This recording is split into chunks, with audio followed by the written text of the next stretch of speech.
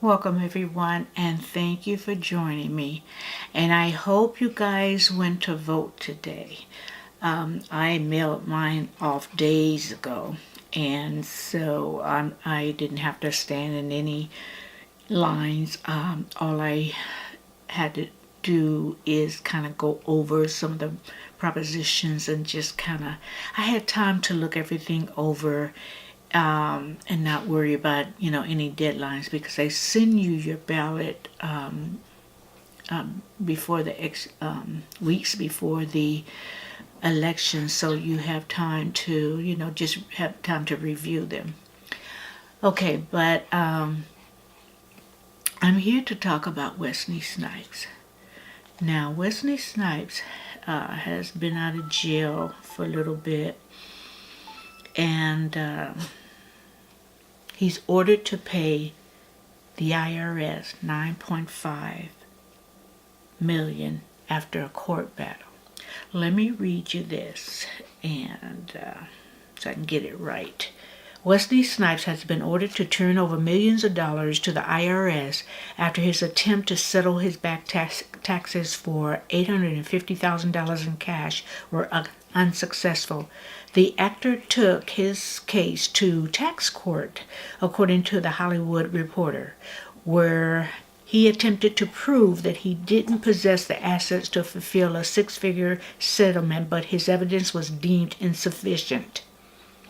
The IRS tried to collect $23.5 million from Snipes in outstanding taxes for the year 2001 to 2006 back in August 2013, shortly after he completed a 3-year sentence in federal prison for tax-related offenses, and he was at the federal prison in Philadelphia.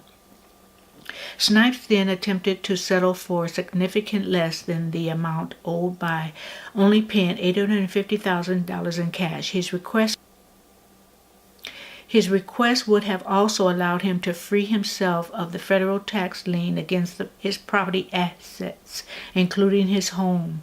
And although the offer was rejected, Snipes even filed a petition with the court asking that the rejection of his offer be overturned. U.S. Tax Court Judge Kathleen Kerrigan ruled that Snipes and his representative did not provide sufficient proof of his assets and current financial situation. She then rejected his settlement offer and upheld the IRS decision for Snipes to pay an adjusted amount of $9.5 million. Snipes claimed that his lack of evidence could be attributed to the documented misconduct by his former financial advisor, who allegedly sold off assets from his portfolio without his knowledge or consent. But while he provided a signed affidavit where the former advisor admitted to misconduct, he failed to offer any records of transaction proving he no longer owed the property. Now, all of you guys know that when you're audited and when the IRS start looking at your records, oh my, they don't let go. They are relentless.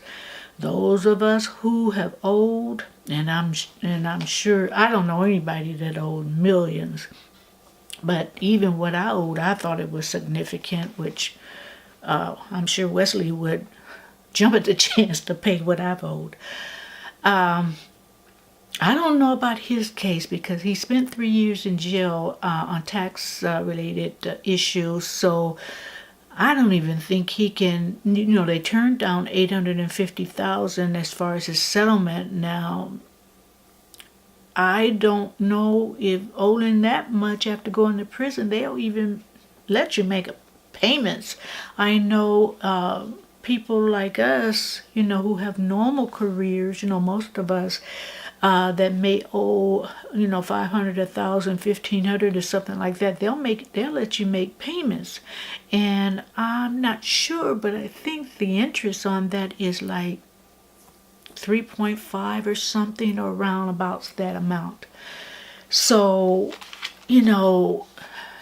from owing 23.5 to 9, and they gave him 9.5, that's good, but hey, 9.5 is still a big figure, especially when you haven't been kicking those movies out to create more income.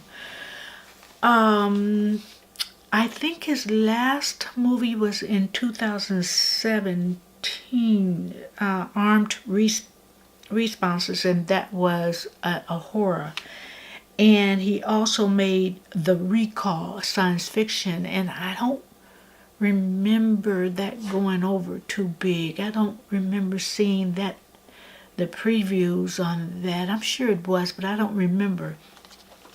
What I remember is New Jack City. Oh, that was one of my favorites. What was another one? I kind of wrote some down because I had a lot of favorites. Sugar Hill in 1994. I love that. I love that. I got that on video, on CD. White Men Can't Jump, and that was 1992. I love that, and that was a lot of, basketball. So I figured that might be one of a lot of men's favorite too. Mo Better Blues with Denzel. Disappearing Acts in 2000. So there's been a lot of movies that I really liked of Wesley's. Now, the last one that I really looked at and really liked, and I didn't even watch the Blade movies. The last one I watched was Disappearing Acts that I really could enjoy. One thing about Wesley that keeps me from being in his corner, no matter what, his tax problems are, personal problems are, whatever the case is.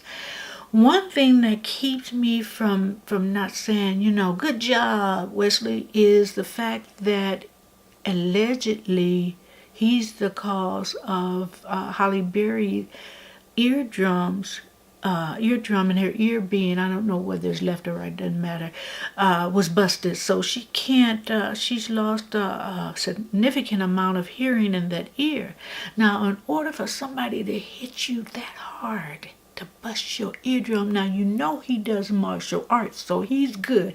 When you get hit by him, you've been hit, man or woman.